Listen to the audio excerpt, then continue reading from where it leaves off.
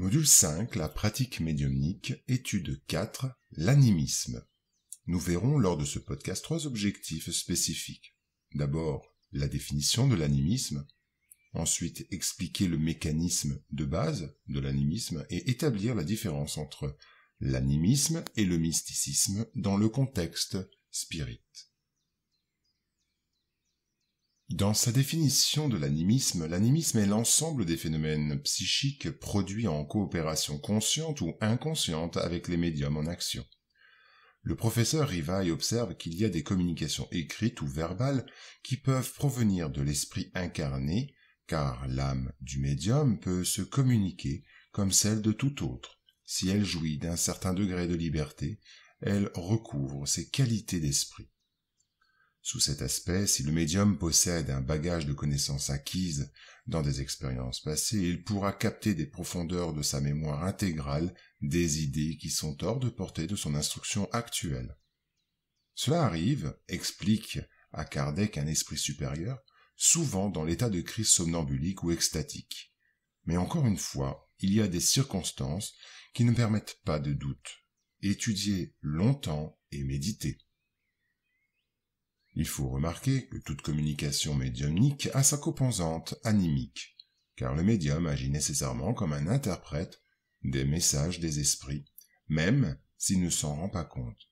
L'influence du médium dans les communications se produit surtout lorsqu'il transmet des idées d'esprit avec lesquelles il n'a pas d'affinité, fluidique, morale ou intellectuelle, pouvant altérer leurs réponses et les assimiler à ses propres idées et à ses penchants, mais il n'influence pas les esprits eux-mêmes. Ce n'est qu'un mauvais interprète. C'est la raison de la préférence des esprits pour certains médiums. Ils cherchent l'interprète qui sympathise le mieux avec eux et qui rend le plus exactement possible leurs pensées. Il n'y a pas entre eux sympathie. L'esprit du médium est un antagoniste qui apporte une certaine résistance et devient un interprète de mauvais vouloir et souvent infidèle. Il en est de même parmi vous quand l'avis d'un sage est transmis par la voix d'un étourdi ou d'un homme de mauvaise foi. On reconnaît donc que l'animisme est une chose parfaitement normale, car le médium, en interprétant les idées d'un esprit communicant, imprime des caractéristiques propres, même s'il s'agit de médiums dits mécaniques. Ainsi, il est passif quand il ne mêle pas ses propres idées à celles de l'esprit étranger, mais il n'est jamais absolument nul. Son concours est toujours nécessaire comme intermédiaire. Maintenant, regardons de plus près le mécanisme de base de l'animisme. L'animisme produit de nombreuses occurrences qui peuvent apparaître dans les phénomènes médiumniques à effet physique ou à effet intellectuel, où l'intelligence incarnée commande elle-même les manifestations, où y participe activement, en une démonstration que le corps spirituel peut effectivement se dédoubler et agir avec ses ressources et ses facultés caractéristiques, comme une conscience pensante et organisatrice hors de son véhicule physique. La vérification de tels faits a amené les adversaires de la doctrine spirit aux théories de négation, car une fois admise, la possibilité de l'action de l'esprit incarné hors de son enveloppe physiologique, les sceptiques invétérés s'empressent d'affirmer que toutes les manifestations médiumniques se produisent à l'influence d'une force nerveuse qui réalise, hors du corps physique, certaines actions machinales et plastiques, configurant ainsi ou aussi les hallucinations de toutes sortes. Toutefois, le tapage et les craintes soulevées par ces arguments indus qui détournent de l'optimisme et de l'espoir tant de créatures qui commencent en toute confiance leur initiation au travail de la médiumnité ne sont pas fondés, car les esprits désincarnés et incarnés ne sont pas des races antagoniques qui ne doivent se retrouver que dans des conditions miraculeuses. Nous croyons que le mécanisme de base de l'animisme peut être compris par l'explication de l'esprit André Louis sur la médiumnité de psychophonie, usuellement appelée incorporation. Le récit qui suit apporte un éclairage sur la psychophonie et l'influence animique du médium Ottavia de Dionisio, esprit désincarné, dans l'une des organisations secouristes du plan spirituel. André Louis s'exprime ainsi. Ottavia fut éloignée avec attention du véhicule physique de manière partielle, s'approchant de Dionisio, qui, partiellement aussi, commença à utiliser les possibilités du médium. Ottavia se tenait à une distance réduite, mais avec le pouvoir de reprendre son corps à n'importe quel moment sur une impulsion propre, gardant une conscience relative de ce qui était en train de se passer. Pendant que Dionisio parvenait à parler de lui-même, mobilisant cependant les potentiels qui ne lui appartenaient pas et qu'il devait utiliser avec précaution, sous le contrôle de la propriétaire légitime et avec la vigilance affectueuse des amis et bienfaiteurs qui surveillaient du regard son expression de manière à le maintenir en bonne position d'équilibre émotionnel. Je reconnus que le processus d'incorporation commun était pratiquement identique à celui de la greffe d'un arbre fruitier.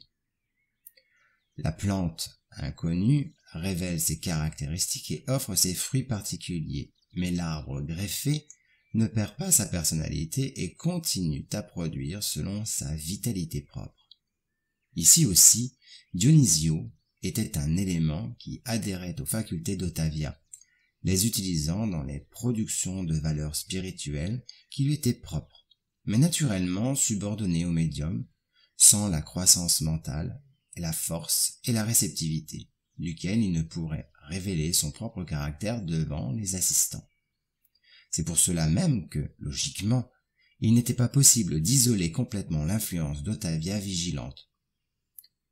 L'habitation physique était son temple qu'il était urgent de défendre contre toute expression déséquilibrante, et aucun d'entre nous, les désincarnés présents, n'avait le droit d'exiger de sa part un plus grand éloignement, vu qu'il lui revenait de garder ses potentiels physiologiques et de les préserver contre le mal, près de nous autres, ou à distance de notre assistance affectueuse.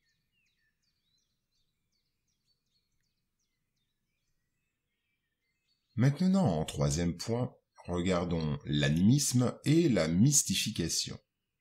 Quelques studieux du spiritisme dévoués et honnêtes, reconnaissant les écueils du domaine de la médiumnité, créèrent l'hypothèse du fantôme animique du propre médium qui agirait à la place des entités désincarnées.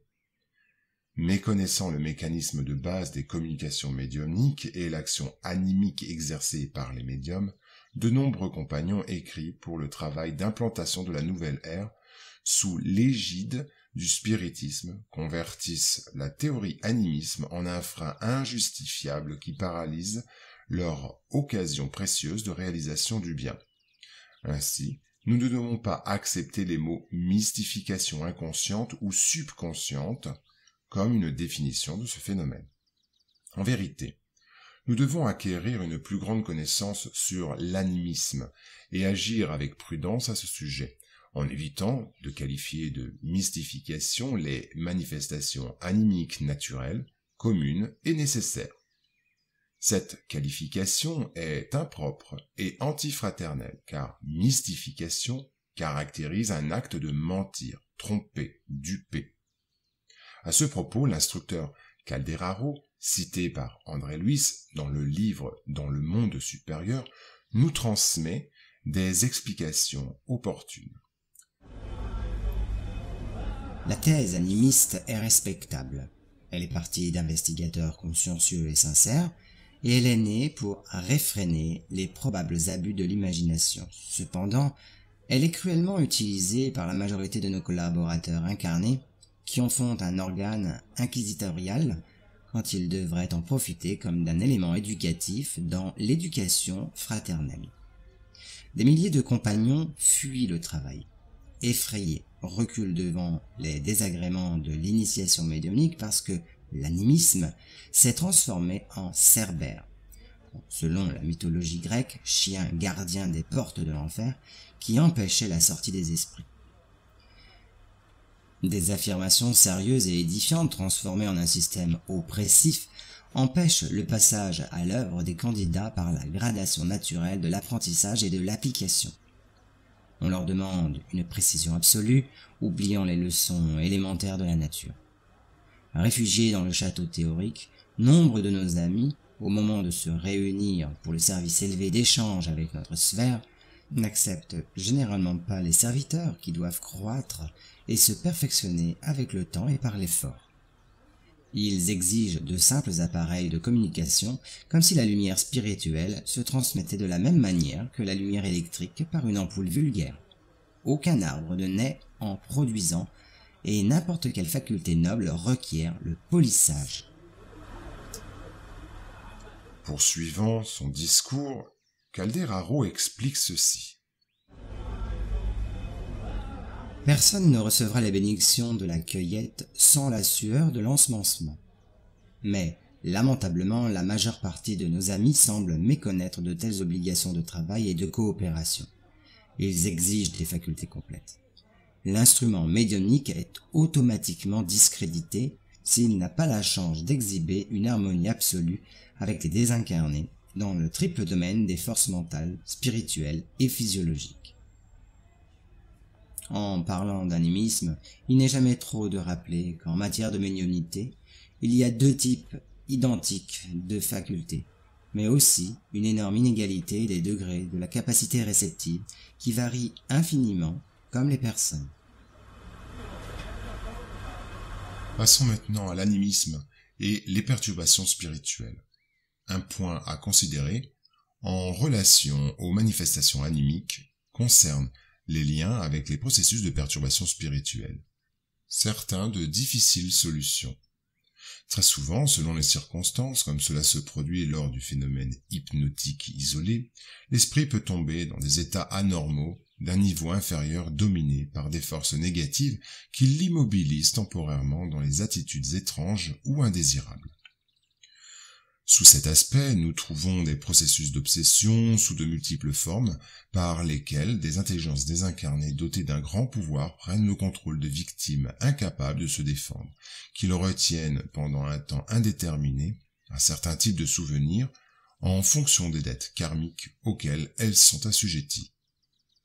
Fréquemment, les personnes incarnées passant par ce type d'épreuves régénératrices participent aux réunions médiumniques plongées dans des états émotifs très complexes, comme si elles personnifiaient d'autres entités, quand en fait elles expriment d'elles-mêmes ce qui émerge de leur subconscient sous les aspects mentaux qu'elles extériorisaient en d'autres temps, sous la fascination constante des désincarnés qui les subjuguent.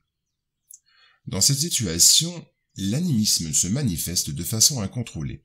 Le sujet est bien étudié dans le livre dans le domaine de la médiumnité de l'esprit André Louis, chapitre 22, Émersion du passé.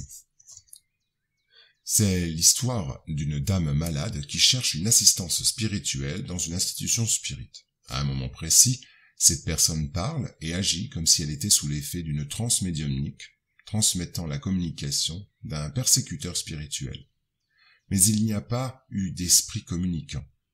Il n'y a pas eu non plus le moindre signe de mystification consciente ou inconsciente. Il s'agit d'une personne en manque d'assistance qui a immobilisé une grande part des forces de son monde émotionnel suite à une expérience mal vécue dans une réincarnation antérieure. Au point de cette fixation mentale à surmonter le choc biologique de la renaissance dans le corps physique en restant pratiquement intacte.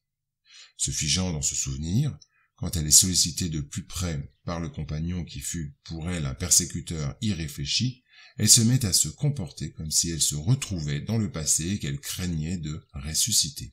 C'est alors qu'elle démontre une personnalité différente, se référant à une vie antérieure. Sans doute, dans ces moments, elle est une personne qui revient du passé pour se communiquer dans le présent, car l'influx des souvenirs douloureux qui la prend d'assaut centralise toutes ses ressources mnémoniques dans le seul point névralgique où elle a corrompu sa pensée. Pour le psychiatre commun, elle est une candidate à l'insulinothérapie ou à l'électrochoc, mais c'est une malade spirituelle, une conscience torturée qui a besoin de soutien moral et culturel pour la réforme intime, seule base solide qui lui assurera la guérison définitive.